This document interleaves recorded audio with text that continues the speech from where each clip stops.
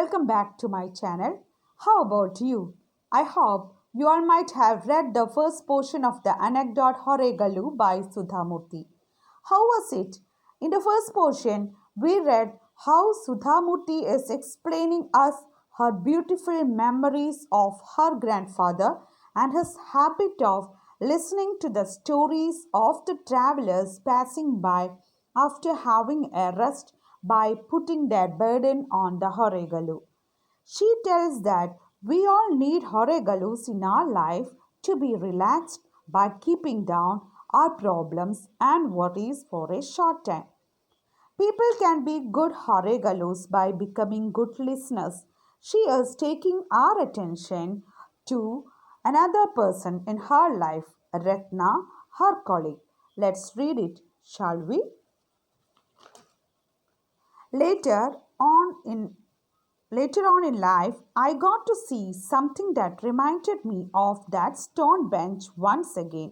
I was working in Bombay, now Mumbai. Now she is telling us about her colleague and friend Ratna, who was working with her in Mumbai. One of my colleagues, Ratna, was a senior clerk, middle aged and always smiling. She had done her graduation, had been working in the company for nearly 25 years. So, she is giving us a brief description of Ratna, who was a senior clerk and middle aged woman, and she had done her graduation and been working in the company for nearly 25 years. She went about her repetitive mundane work with an infectious cheerfulness. Every day during the lunch hours, she would sit with some person in one of the rooms and they would have long chats. So, Ratna, who is a middle aged lady but always very cheerful, she always used to have some chat with her colleagues in the rooms during the lunch hour. I would often wonder what they talked about. One day I finally asked her, Ratna, what do you talk with each person for the whole lunch hour? So here Sudhamurti asks what she is talking to the people always. Whole lunch hour she is having someone to talk with. So what she is talking? That was a question asked by Sudhamurti to Ratna.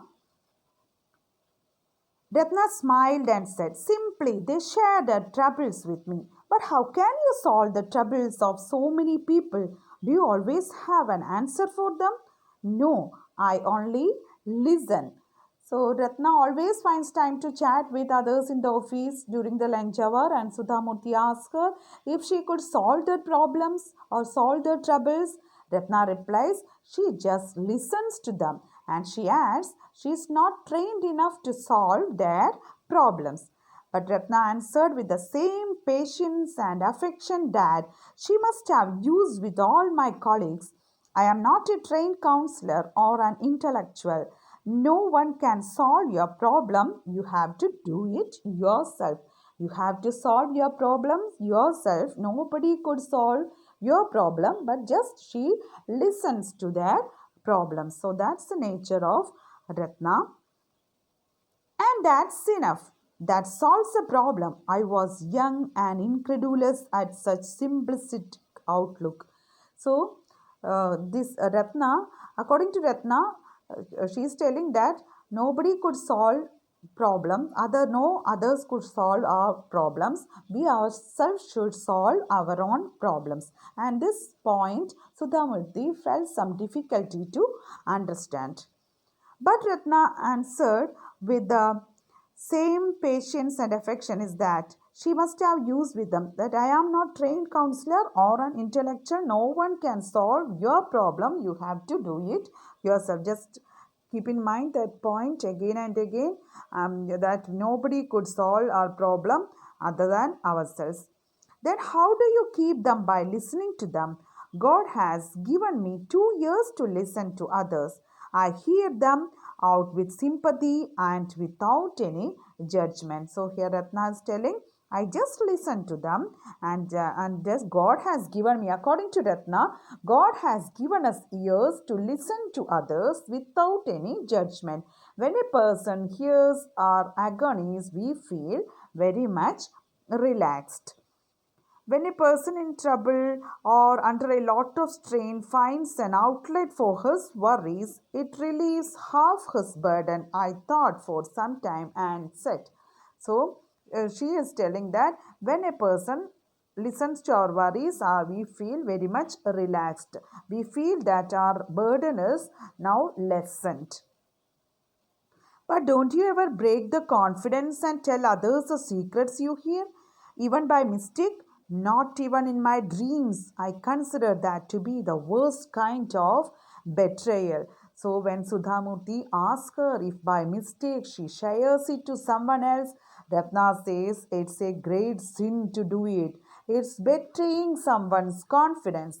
She adds, others tell their worries with a confidence that it is safe with her.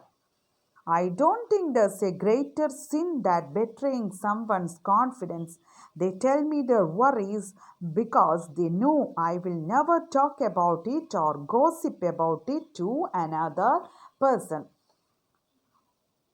Sudhamurti says us that Ratna's words are very much, see, only when they know their words are secure with me. See what Ratna is telling to Sudhamurti. Only when they know their words are secure with me can they talk to me freely. This way I relieve their burden for a short while till they are ready to pick themselves up and carry on with their journey. So she is telling to Sudhamurti that only if they tell all the problems to her only because they are very confident enough that so that Ratna will never share these to any others. Sudhamurti now adds something about now think remember about her grandfather now. Her words uncannily echoed my grandfather sitting on the stone bench under the banyan tree, perhaps in their own small ways without access to great wealth. So she is thinking that she says us that Ratna's words echoes her grandfather's. He too had said the same thing. Listening to others' problem do make them relax. They are Horregalus in person. Both these people were doing tremendous social service. No one thought of acknowledging their work or rewarding them for it, but they continued to do so as these acts of kindness gave them joy. Nobody is giving any reward or any acknowledgement to these persons. Either it's grandfather or Ratna, but they continue to do this kind of kindness as if it's a social service. If ever now I happen to pass a Horigalu in a village, I remember them and wish there were many more of them in this world. So she is telling, whenever, if ever I see, whenever she sees a Horigalu, she thinks about grandfather. She thinks about grandfather and Ratna. They are Horigalus in person. It's a social service. We should be like that. Be a good listener. It will give great comfort to many. Okay, now these are the message that is conveyed in this story, in this anecdote. Sharing and caring, the social togetherness, listen to the problems of others. Persons who act like Horegalu, grandfather, and Ratna are really very important. Being patient and listening others can help in solving many problems. See, I remember a movie in Tamil. I don't remember the name of the movie, but a striking thing it's in my mind forever. That is, in which a mother is advising her son, telling that if someone seeks our help, just say them, I'm with you, don't worry. See the words, I'm with you, don't worry. These words could bring difference in them, even though we couldn't help them in any way. It will surely give them positive energy and they will solve their problem themselves. So, dear ones, be like Ratna and grandfather and do a bit of social service by listening to others and be good listeners. Thank you for watching the video. Thank you very much.